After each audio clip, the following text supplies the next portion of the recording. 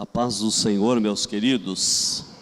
Abra sua Bíblia no profeta Jeremias. Jeremias capítulo 17 e o versículo 5 até o versículo 10. Jeremias capítulo 17, versículo 5 ao versículo 10. Glórias a Deus. Amém? Diz assim a palavra do Senhor.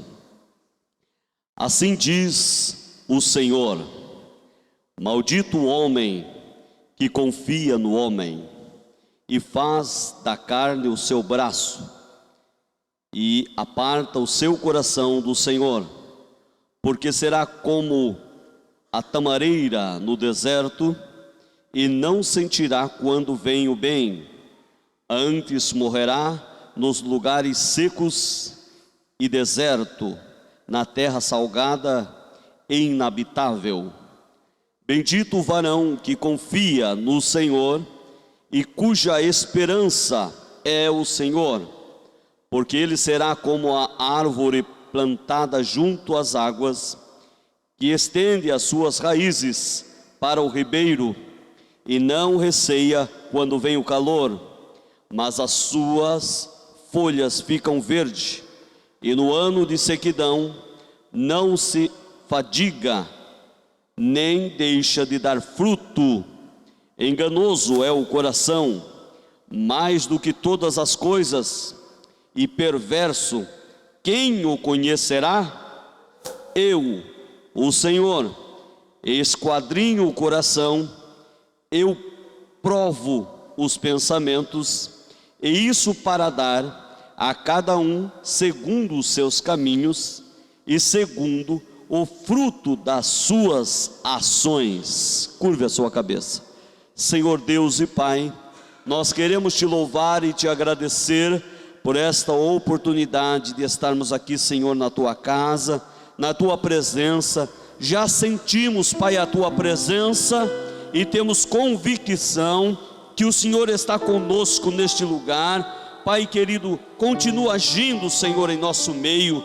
Usa-nos, Pai, com graça, com unção, com a autoridade do teu Espírito Santo, Pai, para que a tua igreja seja abençoada nesta noite, que ao término deste culto possamos sair deste lugar abençoados e regozijando-nos na tua presença. Oramos e te agradecemos em nome do Senhor Jesus. Amém. Podeis assentar-vos, por gentileza.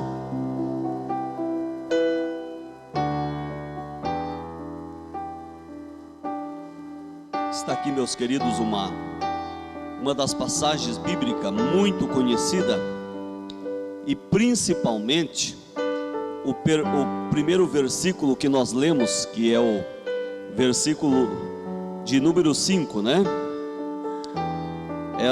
Esse versículo, a parte A dele, é muito citado quando muitas das vezes há algumas decepções na vida de algum ser humano, né? Alguma traição com amigos, com amigas.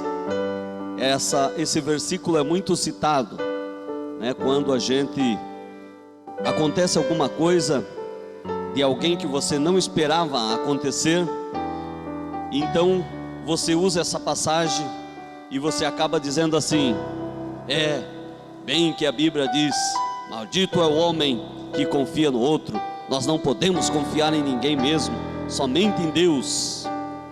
Mas eu quero trazer para você a novidade, e que você entenda no nome de Jesus nesta noite, que esse versículo não é isso que esse versículo expressa. A Bíblia diz que a igreja do Senhor, nós somos o templo do Espírito Santo de Deus. O Espírito Santo de Deus habita dentro de nós. A Bíblia nos diz que nós somos um corpo e nós temos comunhão um com os outros, e Cristo é a cabeça deste corpo. Então, meus queridos, já pensou se eu não pudesse confiar no meu próprio corpo? Já pensou se eu não pudesse confiar no meu braço? Eu olhar para ele assim, eu vou ficar meio desconfiado com esse braço, que ele pode me acertar meu rosto ainda. Você já pensou? Aí eu vou ficar atento com essa mão aqui, ela pode me acertar a cara a qualquer hora. Não existe. Então nós temos um corpo, mesmo o Espírito age nesse corpo.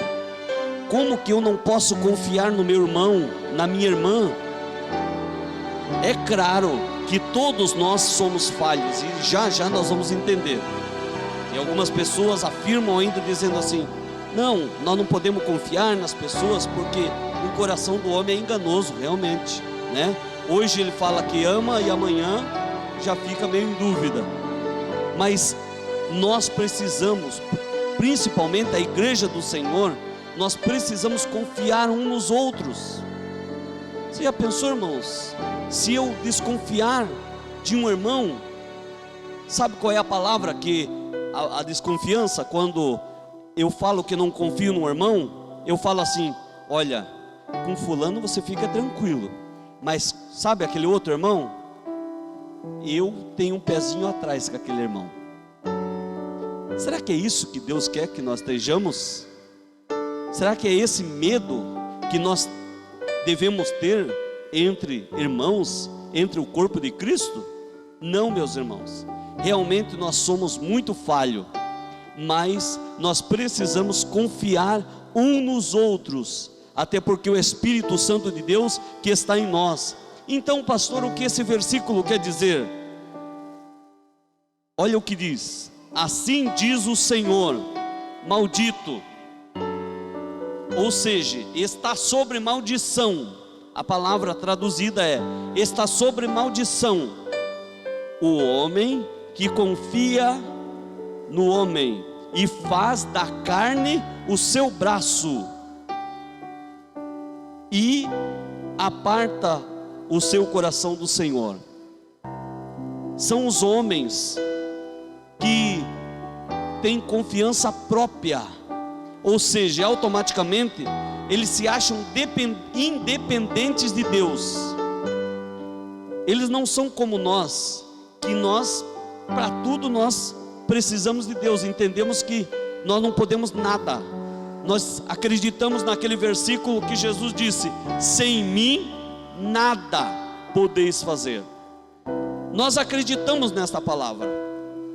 Mas o homem que ele empola o peito e diz que com ele faz, acontece, realiza, e ele se acha o poderoso, aquele que tem autoridade, aquele que tem controle das coisas, esse é o homem que Deus está dizendo maldito, ou seja, está sobre maldição, o homem que confia no seu próprio braço, ou no seu próprio intelecto, ou na sua própria sabedoria. Ele não é dependente de Deus. Então, o final do versículo diz: e aparta do Senhor o seu coração. Irmãos, automaticamente a pessoa que é dessa forma, que é independente de Deus, é prepotente, ele automaticamente ele aparta do Senhor o seu coração. Nós, quando vamos orar, o que nós fazemos? Nos humilhamos nos pés do Senhor, pedimos a misericórdia de Deus, pedimos a ajuda de Deus, nos humilhamos, pedimos perdão, reconhecemos os nossos erros. Mas a pessoa que ela não tem o temor do Senhor, a pessoa que ela não reconhece o Senhor, ela jamais ela pede perdão, jamais ela se humilha para Deus, e muito menos para outras pessoas, porque ela confia em si mesma. Quantas pessoas faz da sua riqueza o seu braço? Quantas pessoas, por ter um poder aquisitivo alto, eles pensam que tudo pode comprar com o dinheiro. eles podem comprar posição, eles podem pagar uma boa faculdade, eles podem entrar em lugares que muitas das vezes quem não tem dinheiro não pode entrar, e eles entram. Eles estão em certos lugares lá no topo, então eles são dessa forma, né? Confiantes em si mesmo, confiantes no seu dinheiro, confiantes no seu poder. E a Bíblia diz que essas pessoas é maldita, ou seja, repito novamente, está sobre maldição. Está sobre maldição o homem que confia no homem. Por quê? Porque o homem é mortal. O homem é mortal. Se eu principalmente, confiar na minha sabedoria, a minha sabedoria para Deus, a sabedoria do homem, o que é para Deus a sabedoria do homem? É esterco. A Bíblia diz que a sabedoria do homem é esterco. O dinheiro do homem para Deus o que é? Não é nada. Ele é o dono do ouro e da prata. Então nós não temos nada nosso, humanamente falando, que chegue aos pés da comparação de quem é Deus. Nada desse mundo dá para comparar com o poder de Deus, quem é o Senhor. Então por isso que o homem que confia na sua força, na sua sabedoria, está sobre a maldição. Por quê? Porque tudo isso, a Bíblia diz que todas as coisas deste mundo é passageira. Lembra o que diz Salomão lá em Eclesiastes? Tudo é passageiro, tudo passa. Agora o nosso Deus, Ele é eterno. Ele é eterno. Nada dessa terra se compara com o nosso Deus. O homem, por mais poderoso que ele seja, ele não consegue dominar a morte. A morte vence ele. Agora a morte para o nosso Deus não é nada. Ele domina a morte. Por isso que nós devemos, meus queridos, analisar bem essa palavra hoje e ver realmente, será que a nossa confiança está inteiramente no Senhor?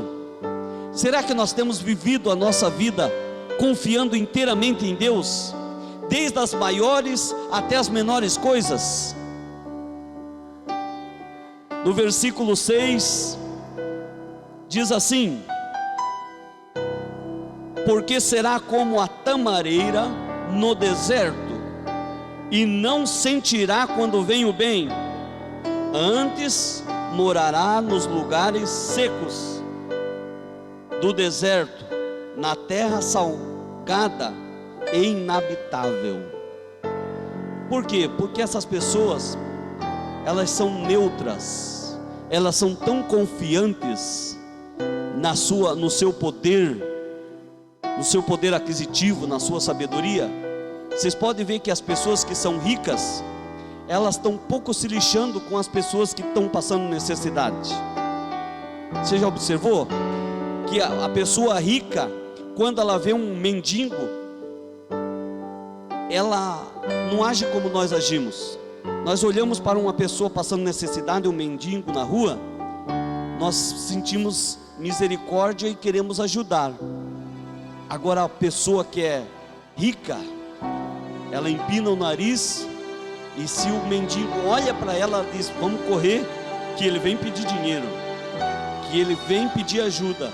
Eles querem distância das necessidades da população, porque elas não sentem a pobreza no Brasil, enquanto umas pessoas reclamam que não tem condições de comer carne, e eles estão enjoados e não sabem nem o que comer, porque têm condições de escolher o que querem. Elas não sentem nem o bem e nem o mal na vida das pessoas.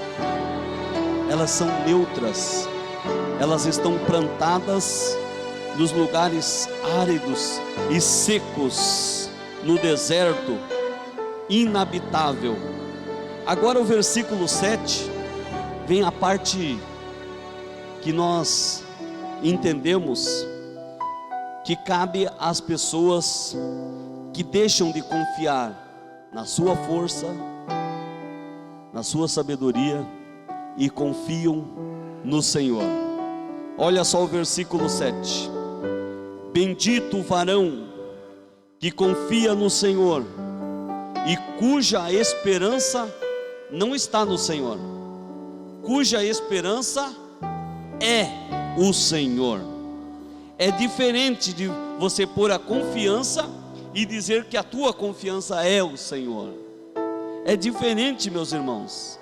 Então, enquanto Deus falou que o homem que confia na sua própria força está debaixo de maldição, aqui no versículo 7, ele diz que bendito, então ele está dizendo, será feliz, é feliz, está debaixo da bênção de Deus, o homem que confia no Senhor e cuja esperança é o Senhor.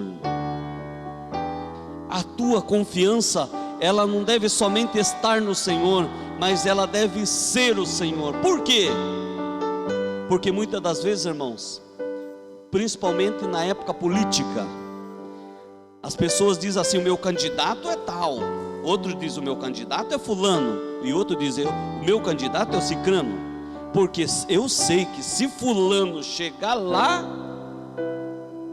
muda tudo, vai ser uma bênção, a nossa nação vai ser bênção, e muitas das vezes, né, essas pessoas chegam no poder lá e esquece de você, esquece de mim. Então nós acabamos confiando, né, nessa situação. Mas quando a nossa esperança ela é o Senhor, ou seja, quando a nossa esperança é o Senhor, irmãos, ainda que o presidente da República não esteja fazendo a vontade de Deus, esteja maltratando a nação, esteja oprimindo a nação, a nossa esperança não está lá, está no Senhor. É aí que você entende por que muitas das vezes o cristão, mesmo passando dificuldade, ele continua adorando a Deus, glorificando a Deus, exaltando o nome do Senhor. É porque a confiança dele não está no homem, está no Senhor. A nossa confiança, meus queridos, precisa estar no Senhor. No Senhor. É bom termos governantes como nós estamos tendo, graças a Deus, no nosso país hoje. Glória a Deus, é muito bom. Mas muitas das vezes, né? Quantas das vezes o Brasil mesmo já passou por situações de governantes terríveis que só quer sugar. E não só aqui no nosso Brasil, mas fora do Brasil. Quantos países estão passando fome, necessidade? Mas a igreja do Senhor, ela está lá também, irmão, naqueles países. Você sabia que na Coreia do Norte é proibido o cristianismo, mas você acha que não tem uns remanescentes escondidos lá? Claro que tem. Tem cristãos lá sim na Coreia do Norte, que já ouviram a falar de Jesus, já entregaram a vida para Jesus. Eles não podem se reunir como nós podemos aqui, mas nos lugares escondidos, secretos, eles estão lá, orando, clamando ao Senhor. E você acha que Deus não tem provido para eles o que eles precisam? Porque se Deus prometeu para a igreja isso, irmãos, não é só no Brasil, a promessa de Deus é para todas as pessoas, todo ser humano nesse planeta Terra. A bênção do Senhor está sobre essas pessoas. Sabe por quê? Porque bendito é o varão que confia no Senhor e cuja esperança é o Senhor. Então, se há esperança dessas pessoas ainda que vivendo em países aonde não pode se reunir para cultuar a Deus, ainda que eles estão debaixo de servidão como escravos, trabalhando para o governo. Mas se eles confiam no Senhor, eles estão debaixo da bênção de Deus. E assim, meus queridos, somos nós precisamos fazer isso. Irmãos, nem todos os dias são iguais para nós. Tem dia que você tem fartura, mas tem dia que as coisas não é como você imagina. Tem dia que você tem alguns valores no teu bolso, mas tem dia que você está sem nenhum real no teu bolso. E daí? Você vai só adorar a Deus, glorificar a Deus quando tem? E quando não tem, você vai começar a murmurar, reclamar? Não, você precisa glorificar a Deus em todas as circunstâncias da sua vida, demonstrando que a tua confiança, a tua esperança não está sendo somente no Senhor, mas a tua esperança é o Senhor. Em nome de Jesus, é o Senhor. Versículo 8: porque ele será como a árvore plantada junto às águas, que estende as suas raízes para o ribeiro, e não receia quando vem o calor, mas a sua folha fica verde, e no ano de sequidão não se fadiga, nem deixa de dar fruto. Analise comigo esse versículo 8, irmãos. É como uma árvore plantada junto a ribeiros. Não está dizendo assim, é uma árvore plantada junto a ribeiros. Não está dizendo que é uma árvore. Está dizendo que é como, é uma comparação. Ainda que não esteja plantado junto a ribeiros, isso quer dizer, sabe o que quer dizer? Ainda que você esteja dizendo assim, eu não estou junto ao ribeiro, eu estou num deserto. Eu estou num deserto que só Deus e eu sabemos. Mas a Bíblia está dizendo aqui que aquele cuja a esperança é o Senhor, é como uma árvore, ainda que esteja no deserto, mas é como uma árvore que está plantada junto ao ribeiro, que as folhas permanecem sempre verdes, e o melhor de tudo, sabe o que é? Continua ainda dando fruto. Dando fruto. Já pensou? Você no meio do deserto, num sol escaldante. Deserto fala de calor, deserto fala de solidão, né? Quantas vezes, quem sabe você já teve que passar pelo deserto? Quantas vezes eu e você já passamos pelo deserto? E deserto é isso, irmãos. Quando Deus permite nós passarmos pelo deserto, é isso. Nós passamos calor, ficamos sufocados, se sentimos sozinhos. E às vezes, até aquelas pessoas que estão sempre próximas de você, quando Deus permite ir para o deserto, essas pessoas Deus não deixa acompanhar você. Deus fala assim, não, você vai sozinho. Não, mas fulano sempre está comigo. Não, dessa vez fulano não vai. Mas quando eu preciso da ajuda sempre, não vai. Você vai sozinho. Só que essa palavra de hoje está dizendo que ainda que você esteja no deserto, se a tua confiança é o Senhor, ainda que você esteja no deserto, você vai continuar dando frutos. E essa palavra, meus irmãos, que maravilha! Quantas das vezes, irmãos, nós só queremos produzir quando estamos bem e no lugar que queremos. Quantas das vezes nós, como cristãos que somos, queremos negociar com Deus? Ah, Senhor, eu posso até dar fruto, mas se nós entrarmos num acordo aí, né? Se o Senhor fazer a minha vontade, aí tudo bem, aí eu continuo produzindo fruto. Mas nesta noite, você precisa entender que se a tua confiança é o Senhor, ainda que você esteja passando pelo deserto, o deserto não é para matar você. O deserto não mata crente, irmãos. O deserto só fortalece o crente.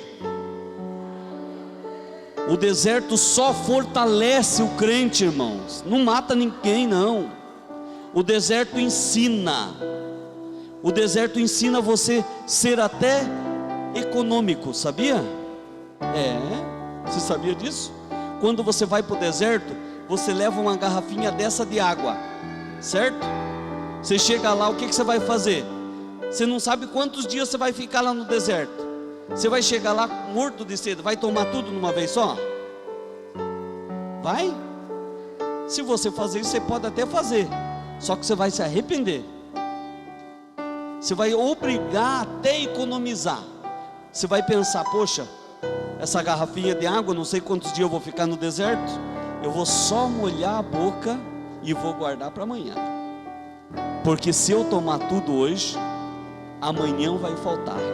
Isso vai te ensinar muitas coisas. Por isso que o deserto é uma escola, irmãos. Alimento, mesma coisa. Você está no deserto, você tem uma mochila lá com lanche. O que você vai fazer? Vai comer tudo? Pode até comer, mas no outro dia você pode passar necessidade. Mas se você pensar antes, você vai dizer, não, eu vou comer um pouquinho hoje, vou guardar para amanhã, porque eu não sei quantos dias eu vou ficar nesse deserto. Aí, meus queridos, a necessidade de você estar preparado para ir para o deserto. Quem sabe que vai poder passar por um deserto amanhã, a depois da manhã, ou semana que vem, ou mês que vem, ou ano que vem. Nós não sabemos quando Deus vai permitir nós ir para o deserto, porque se nós soubéssemos, o que nós íamos fazer? Se Deus chegasse para você e falasse assim, se prepara, porque semana que vem você vai para o deserto, o que você ia fazer? Você, no mínimo, diria assim, não vou preparar uma garrafinha dessa, eu vou preparar um galão de 20 litros, eu não vou preparar uma mochila só com 2 sanduíches, eu vou arrumar uma compra bem grande para mim ir para o deserto. E isso fala, meus queridos, da palavra de Deus, alimento, água, o Espírito. Quantas vezes, irmãos, nós vamos para o deserto e passamos fome no deserto, porque nós vamos despreparados, porque nós precisamos estar prontos, preparados para ir para o deserto, para o ID de Deus, para o chamado de Deus. Então nós precisamos estar sempre preparados, prontos para o deserto. E ainda que nós estejamos no deserto, não esqueça, a tua confiança, a tua esperança deve estar, ser o Senhor. Versículo 9: enganoso é o coração, enganoso é o coração, mais do que todas as coisas. Mais do que o quê? Todas as coisas. Aqui não tem uma qualificação, é mais do que isso, é enganoso mais do que aquilo. Aqui a palavra de Deus está dizendo, enganoso é o coração, mais do que todas as coisas, e perverso,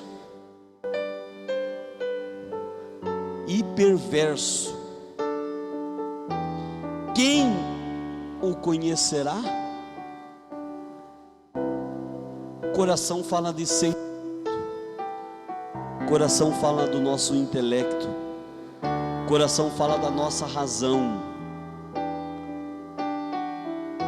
enganoso é o coração, mais do que todas as coisas. Quem o conhecerá? Quantas das vezes o nosso coração aparenta ser uma coisa e de repente acaba demonstrando outra coisa. Eu vou fazer uma comparação bem simples aqui para os irmãos. Os irmãos já notaram que querem entrar na política? Vocês já observaram? Deixa eu trocar aqui.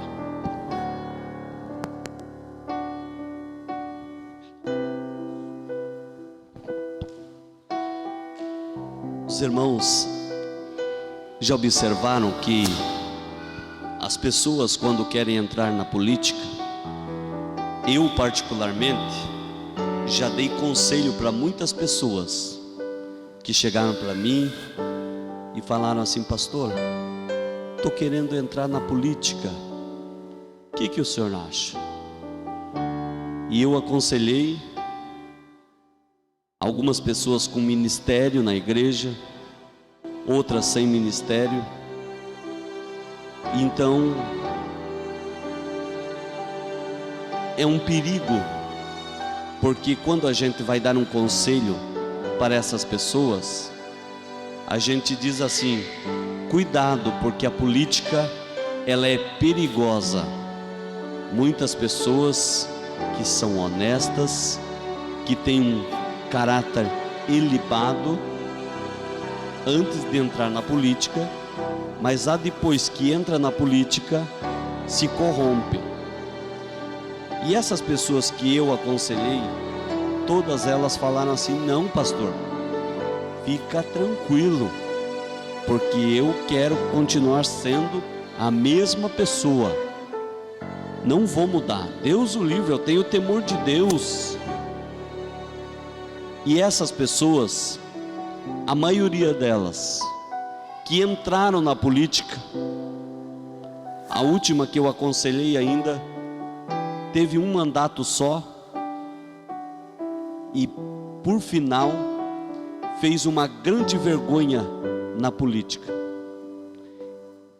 Ele, quando ele foi para lá, para a política, irmãos, ele tinha convicção no seu coração que ele continuaria sendo a mesma pessoa, honesta e com um caráter libado. Mas quando ele entrou lá, ele descobriu que é mais difícil do que ele pensava. E quantas vezes, meus irmãos, isso acontece, não só no mundo da política, mas em outras áreas da nossa vida. Você olha para as pessoas e você analisa, você diz: nossa, essa pessoa tem um coração muito bom. Mas dependendo da situação, do momento, das coisas que acontecem, as pessoas mudam. E por isso que Deus disse aqui nessa passagem: enganoso é o coração do homem. Você sabia que o teu coração pode te enganar? O teu coração, você, meu coração. Hoje eu posso afirmar uma coisa que está no meu coração, mas daqui a algum tempo vocês verão uma diferença. E isso em qualquer um de nós. Enganoso é o coração. E isso aqui abrange todas as pessoas. Não adianta dizer assim: eu não, meu coração não. Todos os corações são enganosos. Por isso que Deus diz no final no versículo 10, essa resposta aqui ninguém podia dar. Quando Deus disse assim: enganoso é o coração do homem, mais do que todas as coisas, perverso e perverso, quem o conhecerá? Ninguém poderia responder. Então Deus, como Criador do ser humano, Ele diz, eu. Ele diz, primeiro Ele faz a pergunta, quem o conhecerá? E houve um silêncio, porque ninguém conhece o coração do homem. Então Deus disse, eu, o Senhor. Ele disse, eu, o Senhor, esquadrinho o coração, eu provo os pensamentos. Sabe o que Deus está dizendo aqui? É a confirmação lá da palavra de Davi, no Salmo 139, que ele diz assim, antes que haja uma só palavra na minha boca, o Senhor o sabe. E aqui é a mesma coisa, Deus está confirmando, dizendo, eu esquadrinho o coração, eu sondo os pensamentos. Deus está dizendo assim, antes que você pense em proferir uma palavra, eu já sei o que você vai pensar. Por isso que Deus tem condições de esquadrinhar o nosso coração. Deus tem condições de analisar o nosso coração.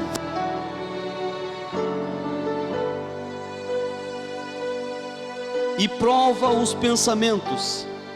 E daí ele diz, e isso para dar a cada um segundo os seus caminhos, e segundo o fruto das suas obras. Só Deus que tem o poder de esquadrinhar os nossos corações, de analisar os nossos pensamentos. E aí vem a justiça de Deus. Algumas pessoas reclamam tanto, irmãos, disso e daquilo. A justiça de Deus está sobre todas as coisas.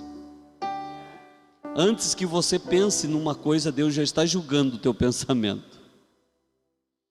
Antes que você pense em alguma coisa, Deus já tem poder de julgar o teu pensamento. E outra, Ele pode recompensar você pelo teu pensamento, pelo bem ou pelo mal. Porque Ele disse assim, olhe, e isso para dar a cada um segundo os seus caminhos e segundo o fruto das suas ações. Ele pode fazer isso. Então, meus queridos, por isso que nós devemos procurar ter um coração voltado para Deus. Porque quando o ser humano não tem um coração voltado para Deus, até os seus pensamentos são maus. Até os pensamentos do homem, quando ele não tem temor de Deus, são maus. E Deus está atento, esquadrinhando os corações, analisando os pensamentos e pronto para retribuir a todos segundo as suas obras, pelos seus frutos e pelas suas ações. Aí vem a justiça de Deus. Deus é justo. E tudo que nós, aqui também entra a passagem da lei da semeadura, né? Tudo que nós plantamos, Deus está atento. Você está plantando isso daí? E eu já estou aqui analisando o teu pensamento, e você está pensando que não vai colher. Se prepare, porque eu estou esquadrinhando o teu coração, vendo o que você está plantando, e já estou vendo o teu pensamento, que você pensa que não vai colher isso daí. Pois eu estou aqui para te dizer que você vai sim, porque eu posso esquadrinhar teu coração e já estou vendo o teu pensamento lá na frente.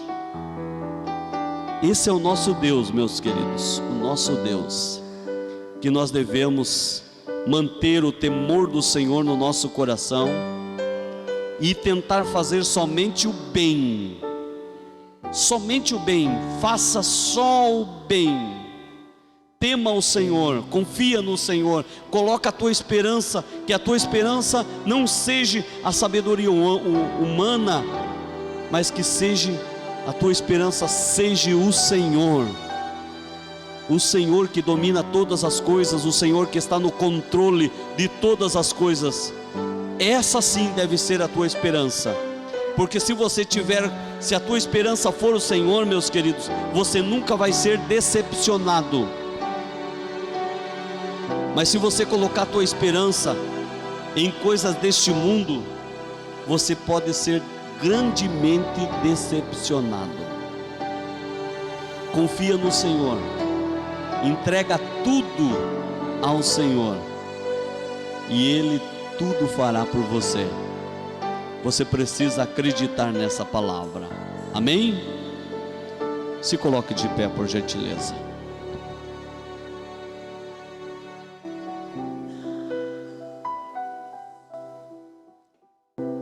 Quero fazer uma oração neste momento. A igreja estenda as suas mãos para cá. Vamos orar. Senhor nosso Deus e nosso Pai, em nome de Jesus, Pai, neste momento estamos aqui, Senhor, Pai querido, na tua casa, na tua presença. Senhor, nós cremos, Pai, no poder da oração, Senhor. Nós cremos no milagre, Pai querido, nesta noite. Eu creio, Senhor, que a tua presença está neste lugar, Pai. Em nome de Jesus, Pai. Os teus filhos que aqui estão diante deste altar, Senhor, o Senhor conhece a necessidade, Jesus, das tuas filhas, dos teus filhos, Pai. Por isso oramos neste momento, Senhor, e te pedimos, Pai querido, que o Senhor venha agir agora, Senhor. Se for enfermidade, saia, em nome de Jesus. Todo espírito de enfermidade agora, saia, em nome de Jesus. Espírito Santo de Deus, usa agora, Senhor, a mão dos teus filhos que estão agora sendo imposta sobre a vida, Senhor, dos teus filhos e das tuas filhas. Que haja cura, Senhor, agora, que haja libertação, que haja transformação, Pai, agora, em nome de Jesus, Pai, em nome de Jesus, Pai. Aonde, Senhor, estiver essa enfermidade, Senhor, aonde estiver ela, sai agora em nome de Jesus, desde a planta dos pés até o alto da cabeça, que um milagre venha acontecer, Pai. Oramos, ó Deus, pelo teu filho, que está completando mais um ano de vida, Senhor, nesta noite. Pai querido, continue abençoando ele, guardando ele, Senhor, livrando ele de todo mal, Pai querido, abrindo portas para abençoá-lo, Senhor. Em nome de Jesus, eu abençoo a vida do teu servo nesta noite. Pai querido, quero pedir a tua bênção sobre a vida do teu filho, que trouxe, Senhor, a devolução do seu dízimo para a obra do Senhor neste lugar. Que as janelas dos céus continuem abertas em direção da sua casa, do seu trabalho, da sua família, trazendo a bênção, a cura, Senhor, a restauração. Em nome de Jesus oramos, Pai. Leva em paz a tua igreja para nossos lares, Senhor. Livra-nos de todo mal. Nos dá um bom descanso, Senhor. Em nome de Jesus oramos e te agradecemos. Amém. Glória a Deus. Estenda as suas mãos. Que o grande amor de Deus Pai e a graça do nosso Senhor e Salvador Jesus Cristo e as mais doces consolações do querido Espírito Santo de Deus seja com todos nós, e juntos dizemos amém. E se Deus é por nós, quem será contra nós? Ninguém. Amém. Unidos em Cristo para fazermos mais. Deus abençoe a todos.